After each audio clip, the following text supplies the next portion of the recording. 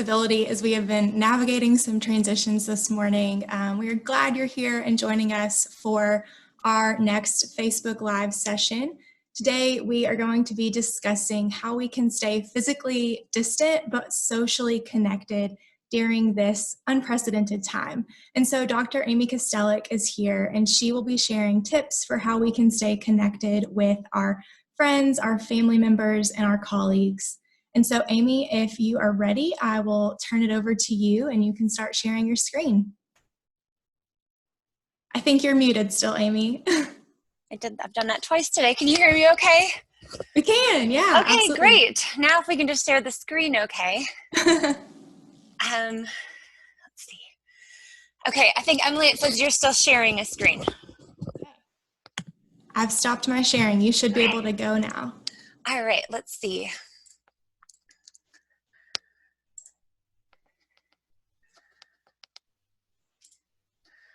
All right, can you guys see it? And if you hit from beginning. See.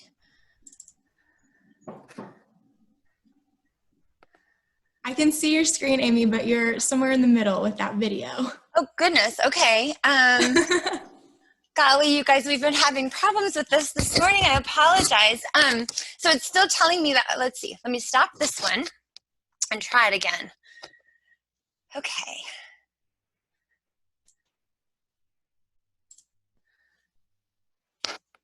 Is it looking promising? No.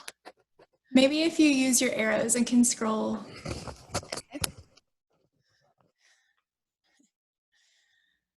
Okay. It looks like there's still another screen being shared somewhere. Is that part of the problem, maybe?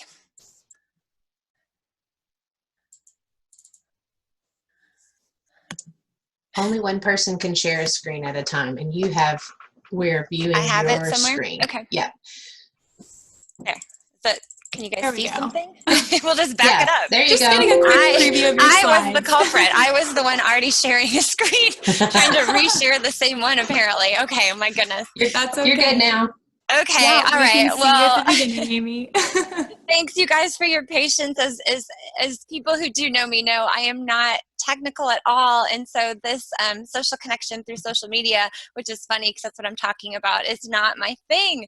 But I'm trying to get a lot better at it, and it's been kind of an adventure too for my family and for me. And we'll talk about that a little bit today as we try to. Zoom, have Zoom rooms for different people in our families and Zoom rooms for meetings like this and programs. And anyway, it's a trying time, isn't it, in a lot of ways. So I'm so glad to be able to talk about this today. And I know that you're probably thinking, why are we doing something else on social connection?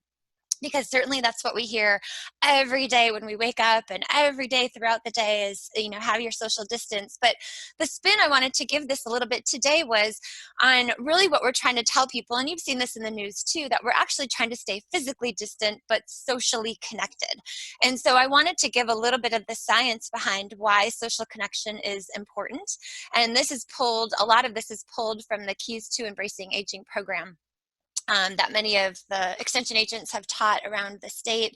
But the Keys to Embracing Aging program was a program built around longevity studies and why people were living to be as healthy as they've been and as old as they've been. And it was based on their suggestions. And so one of the things that we've learned from older adults through time, and this is healthy older adults, is the power of social connection. And so again, today, in light of hearing over and over and over that we need to social distance, I just wanted to emphasize how we wanted to maintain physical distance, but not social distance, and why and the why behind the importance of this social connection. And then I wanted to wrap up, hopefully with our technology and with the help of Sarah Hanks, to wrap up with a group brainstorm and really give people an opportunity to share some of the creative ways in which people are staying connected in your families and in your communities and across the Commonwealth of Kentucky. And I've got hopefully a video that we'll be able to show that is pretty inspiring, I think, and might either help us brainstorm a little bit and trigger some ideas of what we can be doing.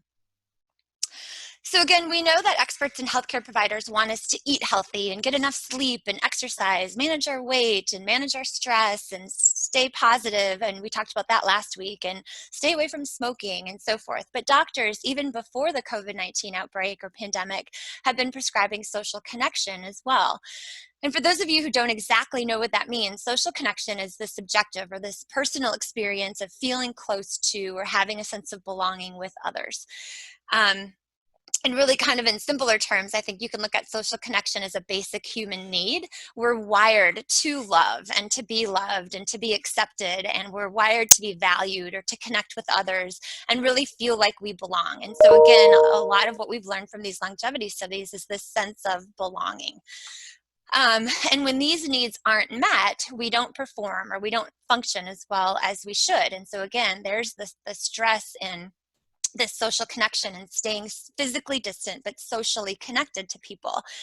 And so in general, you can count on ways in which social connection helps us perform to our maximum. And that is in regards to strengthening our overall immune system, which especially right now is important, helps us recover from disease faster, including reducing our risk of cardiovascular diseases, even osteoporosis and some of the arthritises, reducing risk for some of the cancers.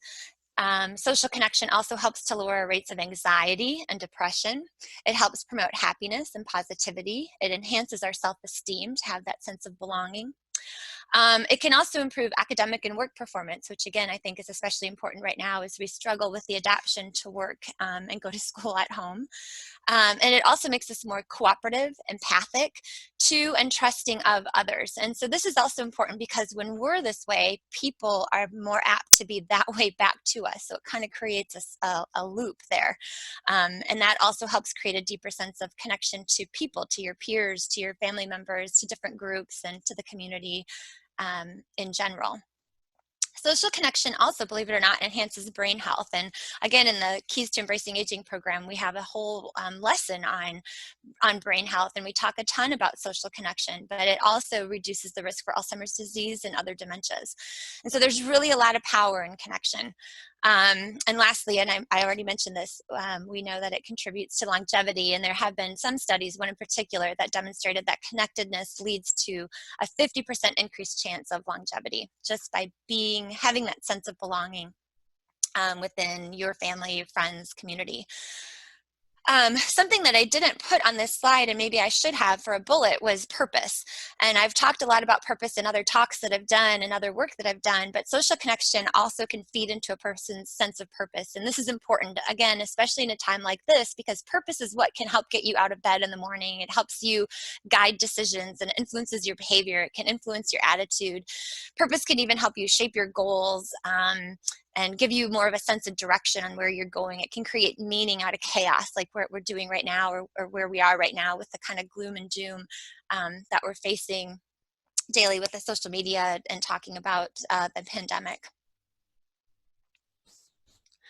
So here we go. We're hit with this COVID-19 virus, right? And everyone's saying visitors are restricted. Don't go to your mom's house and stay at home. Yet we're supposed to stay socially connected. And so I want to in particular emphasize that people who are greatly affected by this obviously include older adults who are 65 and older, people who live in nursing homes and long-term care facilities, people who have compromised immune systems and other chronic diseases and underlying conditions. But we also don't really think about maybe enough like the healthcare workers who are also quarantined because of working with patients with COVID-19, or people with symptoms or potential carriers, people who've been traveling, who've got to self-quarantine for a couple of weeks, people who think they may have come into contact with someone who could be infected. And so there's all these different ways in which we've been segregated really during the crisis of this pandemic. And so as we're facing staying at home or staying alone, I want to talk about two. I'm gonna go forward and then I'm gonna come back to this one. I'm gonna talk about the lack of social connection and what the power of not having proper social connection. because that can be equally as scary or very scary. So there's a professor at the University of Houston. She's in the College of Social Work. Her name is Brene Brown, and many of you may have even heard her on TED Talk. She does a lot. Her specialty area is social connection and stress and empathy. But she really has emphasized that when our need for social connection is not met, again, I said this before, we don't function like we're meant to function. So Brene would say that we break, we fall apart, we're numb, we ache, we hurt, we get sick. And so there's been studies that have even suggested that social connection predicts vulnerability to disease and death, and it could possibly be even more harmful than things such as obesity, smoking, high blood pressure, a lack of physical activity. And so that's really powerful, what social activity can do for us, as I just shared. So in general, a lack of social activity or a sense of social connection, and we're going to talk about that too, is that it can produce a decline in overall physical and mental health. We have a higher tendency for antisocial behavior, which can include damaged relationships and destructive behavior and hostility and aggression, poor performance, and that then can lead to further isolation, loneliness, anxiety, stress, depression, and so forth. So I just, again, wanted to point out why social anxiety, social connection is important, but why too, when we don't get it, how it can be so detrimental to our overall health and well-being. So now I'm going to back up a slide again to say, okay, we've got this, right? We know that social connection is necessary for our health and survival. But I want to talk a little bit about our nursing homes and older adults. And a lot of extension agents have been asking about nursing homes, and an administrator here in town in Lexington, who I know well, even asked me to explain through extension, if I could, how our nursing facilities are affected or why, and helping people better understand why facilities can accept visitors, and in many cases won't even accept packages or care packages or things that people are trying to drop off for loved ones. So again, let me just take 1 second and talk a little bit about this. And so again, hopefully by now you're aware that throughout the world, we know that older adults are dying at higher rates than the rest of the population. And this is in part because even healthy older adults don't have the same immunity system as they did when they were 20 years ago. And in addition, older adults, especially those who are 65, 75, 80 years and older, are more likely to have chronic disease and underlying conditions that are that much more vulnerable to this virus. So now you have that population in particular, a vulnerable, not healthy population living in facilities like a nursing home or other long-term care institutions. And you've got a large population that's extremely vulnerable and a disease that spreads very rapidly from contact. And so you may recall that the first report of the virus hit the U.S. nursing homes back in mid-March, when a resident who is about 70 years old died in a facility in Washington state. And so following that, then there were many other residents in that facility quickly who became ill, who had symptoms of the virus, and then ended up dying as well. Staff also ended up getting sick, and in Washington state in particular, they had a lot of staff who would work in multiple facilities. So then you had staff who were conduits for spreading the disease to the other facilities. And so quickly, administrators and the government recognized that residents, staff, visitors, families were all at increasing risk. And so as a result, the American Healthcare Association made a statement that said, we're going to do everything we can to prevent the further spread into our long-term care buildings and facilities. And so again, as a response, the government and the various healthcare associations recommended that the nation close off to visitors, to outsiders, including families and including volunteers. So to close their doors, cancel group activities, communal dining, and increase the number of health screenings that were going on inside the buildings. So again, families and friends and the people who are living in the facilities are really having a hard time because they've been isolated. There have been a couple of articles that have come out, newspaper articles, that talk about our nursing facilities and long-term care facilities have become, quote, islands of isolation, where, again, all these communal activities and games are just gone, which is what was helping people get through their day and bringing joy and bringing excitement and so forth. And so now a big worry in our facilities, and again, not just in our facilities, but others who are socially isolated, or all of us who are sheltering at home, the worry is the increase of isolation and loneliness and being cut off from interactions, because we know, again, that these interactions are just as vital to well-being in the case of nursing facilities as their medications and daily care is important. So I hope that gives you just a little bit of kind of insight as to why this is in particular important to our nursing home situation right now.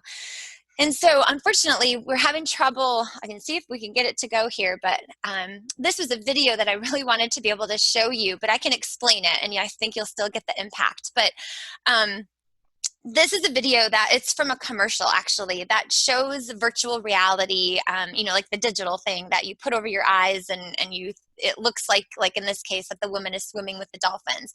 And so the commercial is really powerful because it says, because of these individuals who took this film underwater, and because of the individual who was able to create this technology, and because of the activities director in the nursing facility who was able to bring this opportunity to these residents, they then have 4 or 5 residents sitting in chairs with their I can't even think of what it's called, the virtual reality, headset on, and they think they are, through the virtual reality, they're swimming with the dolphins, and it's awesome, and they're so happy. And at the end of the video, or at the end of the commercial, one of the women says, "Mardi Gras," meaning next, can you take us to Mardi Gras? But the reason I love this commercial, especially as a gerontologist, is because it shows the power of what something so simple can do for people living in a facility. And it can bring the outside world into the facility. And there's a term for that. It's actually called permeability, institutional permeability. And in full terms, that means that a facility is a part of the community, and the community is a part of the facility. And right now, we're having a challenge with that. And so I think if we can be creative and find ways that we can bring the world to the community inside our facilities where they can't get out, is so important. Because again, how is that helping them be socially connected? But again, that's giving them to be connected like that, helps them have this sense of belonging, connection to the outside world that they're lacking so much. And so again, I just think that that video is so powerful, or that commercial. So there's a geriatrician, a physician who specializes in aging, and his name is Dr. William Thomas, and he's out in New England, and he's well known for creating the Eden Alternative and the greenhouse projects. And for those of you who don't know what that is, it's when they were looking at ways in which you could deinstitutionalize facilities, in particular long-term care facilities. And so he always said that the 3 plagues of nursing homes included loneliness, helplessness, and boredom. And again, as we've learned more, we also know that purposelessness should be added to that list as well. So again, we always are trying to look for clever ways and creative ways that we can help people feel purpose, and help people feel connected, and help people feel like they have a sense of belonging, because that's what helps people feel alive in these facilities. And so I think that there have been a lot of inspiring and heartwarming stories right now of what people are doing, even right here in Kentucky, for loved ones and strangers who are living in long-term care. Because again, I think we have to remember that it's not just our family members who may be, isolated in a facility, or even those who are aging in place in their own homes. There are people who don't have any family. There are people who aren't being checked on, that we need to think about as well. So some of the things, and we'll talk about this a little bit too, are, you see on the news window visits. The first story that I saw I thought was really emotional, and it was a couple who'd been married for 67 years, and on their anniversary, they'd never missed an anniversary together, and she was in a nursing facility and he was not. And so his family took him to the facility, and he held a sign, I'll probably get teary, and said, happy 67th anniversary. And I am getting teary, and showed it to her, and she waved out the window. And I just think that really set off a lot of people to be inspired to do similar things. And so now we've seen pictures of people, going up to the windows of their loved ones and showing their engagement rings, or bringing the therapy dogs that used to, go into the facilities. You see parades of people in their cars honking and playing musical instruments and so forth. And so there's letter writing that's going on. I know on our local news, they just did a whole segment on bringing back old-fashioned letters and snail mail. And I know some of our extension agents are doing, I forget now what it was called. It was cute, like snail mail surprises and things like that. So again, just let's be thinking about different things that we can do to help connect people. I like this quote. It was from the Yale Medical Group, and it says, "There is no recipe or special formula that spells out meaningful social activity. You have to seek and create opportunities and relationships that are fulfilling and meaningful to you, given your personality and place in this world." And so I wanted to highlight this quote because on this slide, I wanted to talk a little bit about people who aren't social, because there are some people who just aren't, they don't feel like they're a social person, or they feel like they're an introvert, or they may lack family and friends, like I was just talking about. But I think it's important to note that these people can still feel connected, because there can be this internal sense of belonging, or this internal sense of connection that people can feel by just certain things that they do. And so I tell my students sometimes in class that it doesn't really, you've got to think about quantity and quality too a little bit, I think. So I tell my students, it doesn't matter sometimes, I don't think, if you have 4,000 followers on, your social media accounts, but it does matter if you have 1 or 2 people with whom you feel connected or close, or if there's this internal or subjective sense of connection that you feel on the inside for something that you're able to do for others. And so I think for some people, they kind of have to work at this. There's a PhD researcher from the Stanford Center for Compassion, Altruism, Research, and Education. And she talks a lot about this too, that you can still have this sense, even if you're an introverted person, or if you're a person who is alone, or doesn't have the family or friends, when you think of connection in that way. So she talks about how compassion and volunteering has health benefits and can create a sense of purpose and connection for people. She also talks about how stress is linked to a high sense of self-focus, and that then in turn creates a low sense of connection. So it's important, in particular as an introvert who is probably more a little, focused on oneself, to take care of yourself and to manage your stress and to find different ways in which you can find joy and happiness. We also know that happy people are more likely to feel connected and to reach out to other people and to make the world a happier, a better, a brighter place, especially in a time of crisis.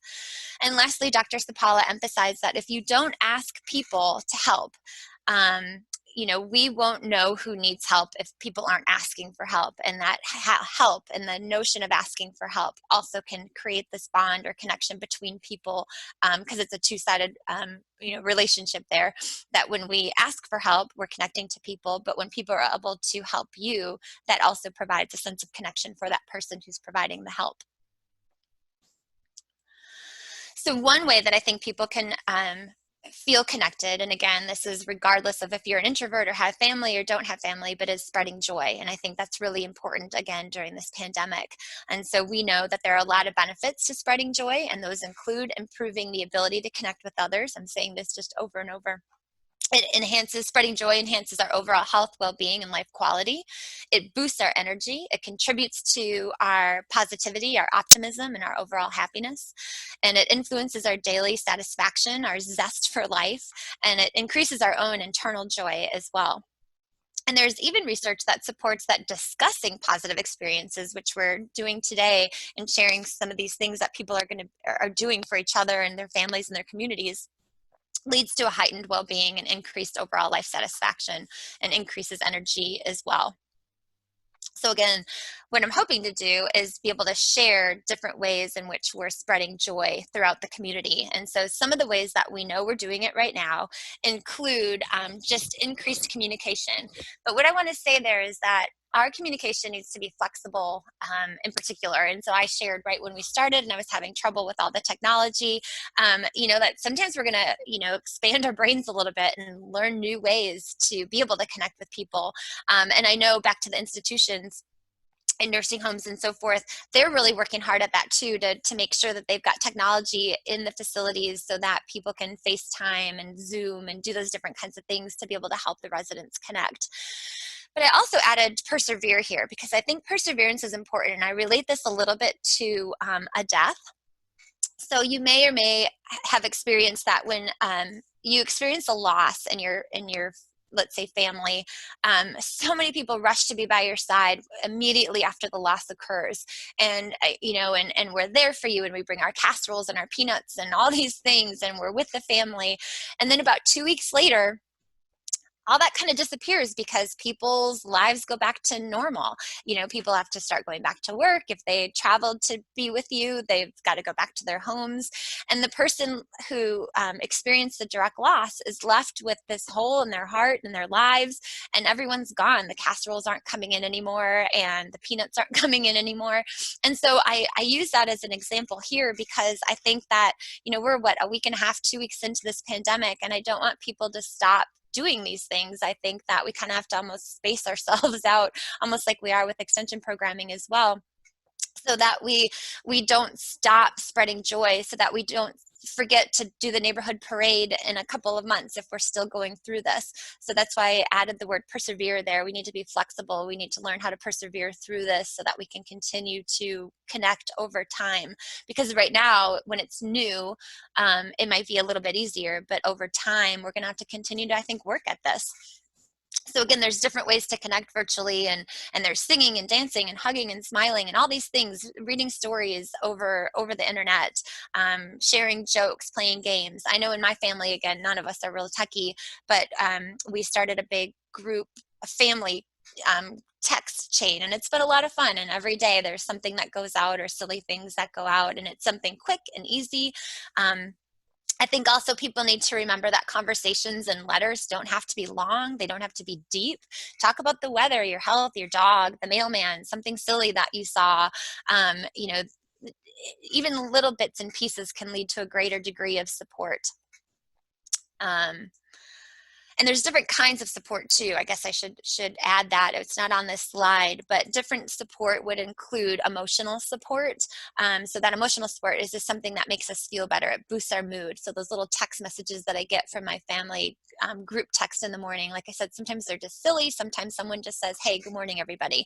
My aunt yesterday wrote something silly, and she said, I've got an idea for a mask, and I guess I shouldn't use this in extension, but she had her grandbaby's diaper. Hopefully it was clean. We all laughed that she was pretending, to be able to use. So just silly stuff like that.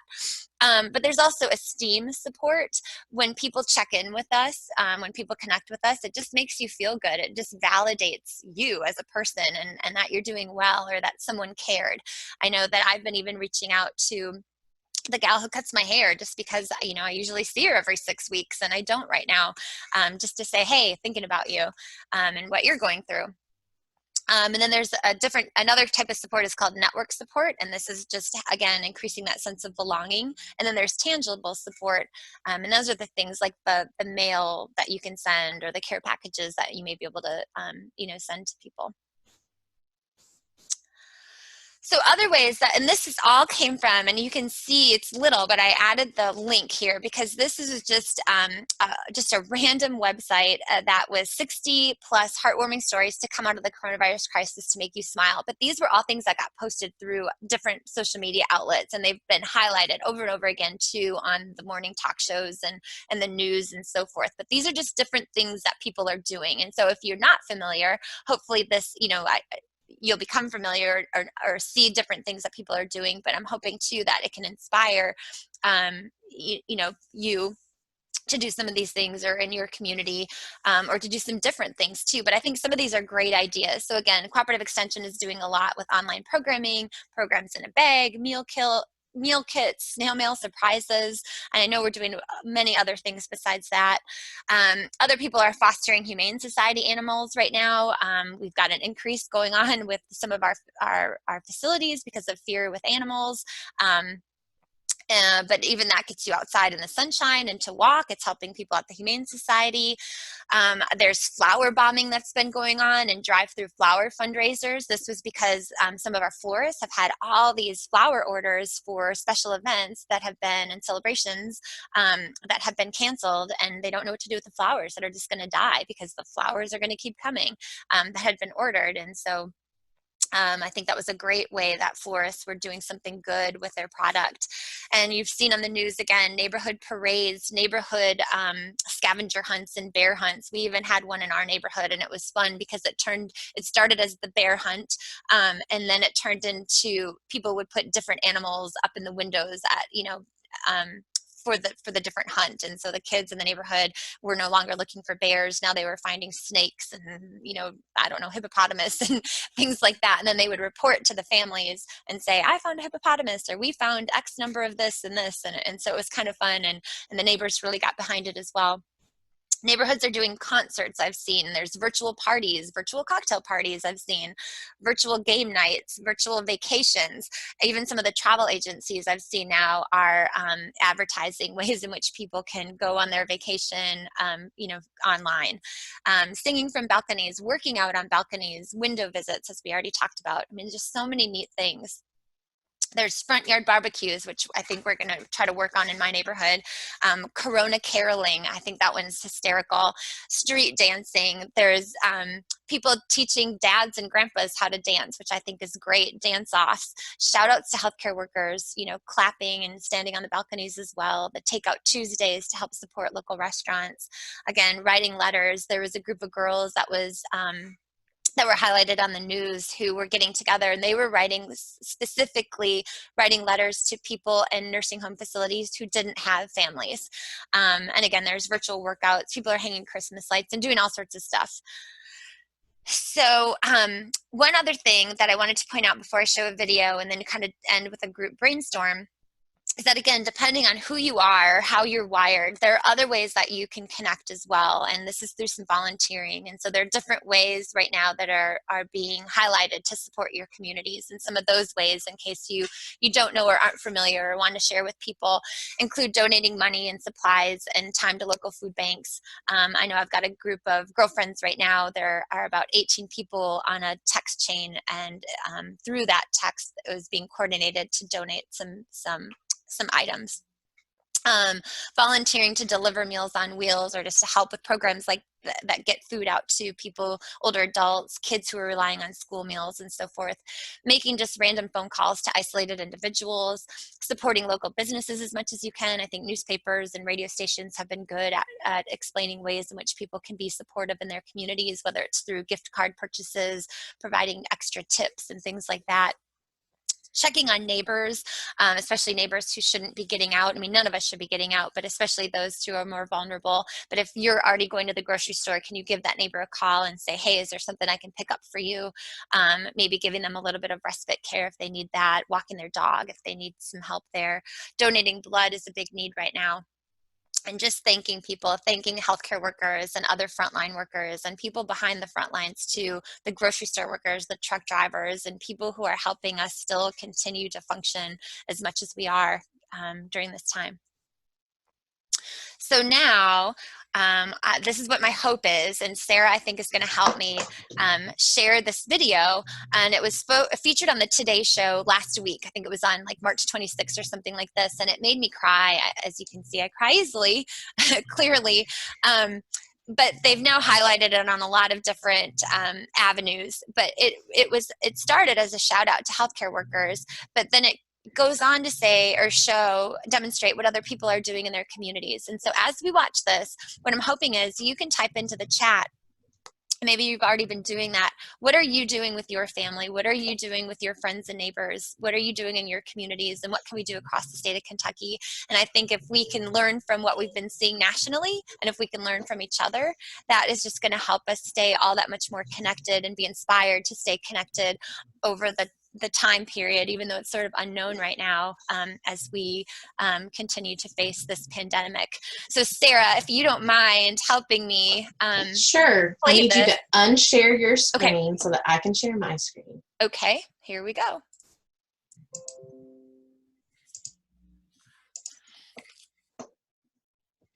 Okay, can you all see my screen? Yes, thank you. All right.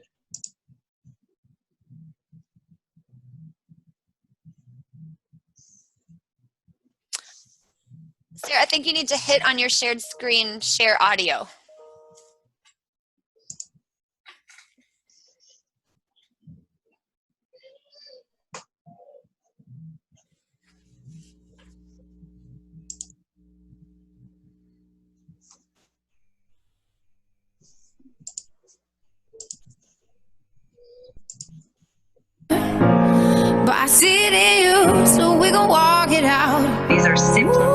not normal times.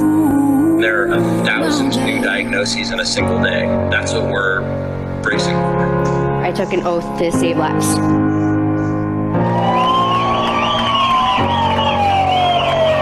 We're going to put our lives on the line.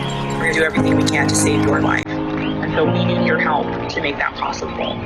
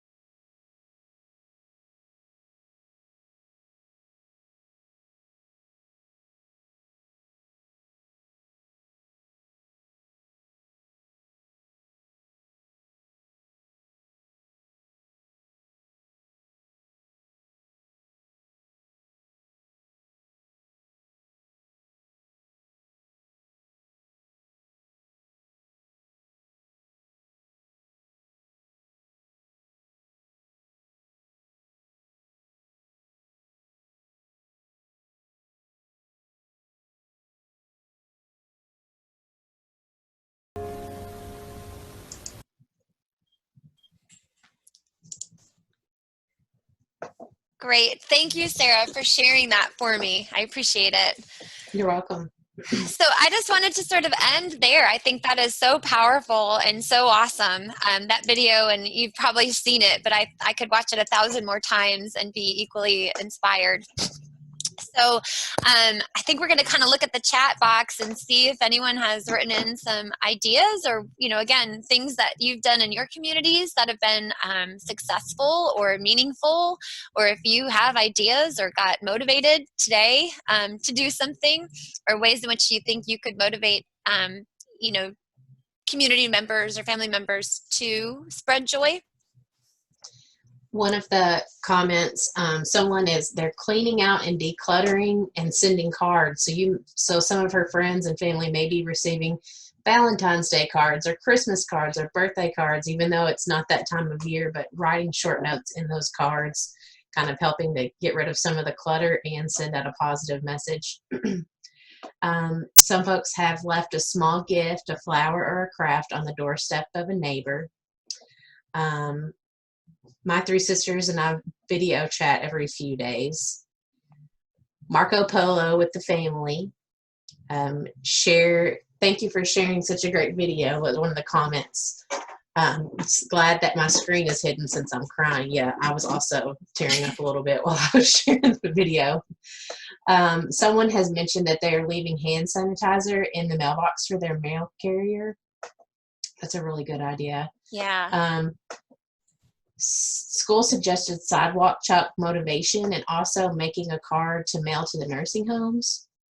My daughter is a teen Sunday school teacher and is recording teaching her Sunday school lesson and posting it. That's a really good idea. We're calling older folks and checking on them, also ordering pizza for grocery workers and help local restaurants in thanking the workers. Giving a little thank you note in the mailbox to your postal carrier. Father-in-law had open heart surgery recently. We go to the back door and visit with them through the glass. Our family downloaded Duo AP so we can chat once a week with family that's out of state. Reconnecting with family from out of state, calling homemakers 1 or 2 a day, brightening their day and mind, thinking of them, thanking all they have done and are doing. And Hallmark is sending free cards out for people who have Hallmark is sending free cards out for people to have so that they can send out to others. That's really cool. Helping to organize a grocery service for our elderly and immunocompromised in our church, as well as preparing to lead grocery app lessons for these same individuals. Also making free masks for healthcare workers and elderly in my church. Also daily texts to keep up spirits, such as widowed elderly ones. Our school paraded through our district to cheer on students and families. Check on some of the elderly homemakers through Facebook. That's a good idea. Dropping off meals for my neighbor who's a nurse. She has 3 young kids. We're foster parents, so we do Facebook Messenger calls with both foster family relatives and bio family, so the kids don't feel left out during this time. And homemaker clubs are adopting senior homemakers to regularly check on them. Many of them did not know each other prior to this adoption, but have created special bonds. What a cool idea. And that's all the comments and suggestions we have on the Zoom chat. That's fantastic. I hope today gave just a little bit more insight into why social connection is important, sort of the science behind it, but also, like I said, to inspire us to keep doing it, to keep again, our physical distance, but to be inspired to stay connected in a variety of ways, that bring meaning and joy to people's lives, even if it's to smile for 5 seconds. That makes a big deal. And there's that anonymous quote that you may be just one person, but to one person, you may be the world. And I think this is an important time to remember that. So thanks everybody for participating today and for listening and for going out and spreading joy. Thank you, Amy. You shared such an important and informative session, and I know I can speak on behalf of everyone that we found that so helpful. And so if any of you are out there watching and you have any other questions, please feel free to contact your local extension office. They will be able to provide you with additional resources and materials. And we also hope that you'll make plans to join us on Monday for our next Facebook Live session, where Amy will be back with a couple of her other fellow extension colleagues to share about how we can support our immune system during this time with nutrition and lifestyle behaviors. And so that will be on Monday, April 6th at 11 a.m. Eastern Standard Time. And again, thank you all so much for joining us today. We are so glad that you all were able to just tune in, and we really hope that you have a great day. Bye, everybody.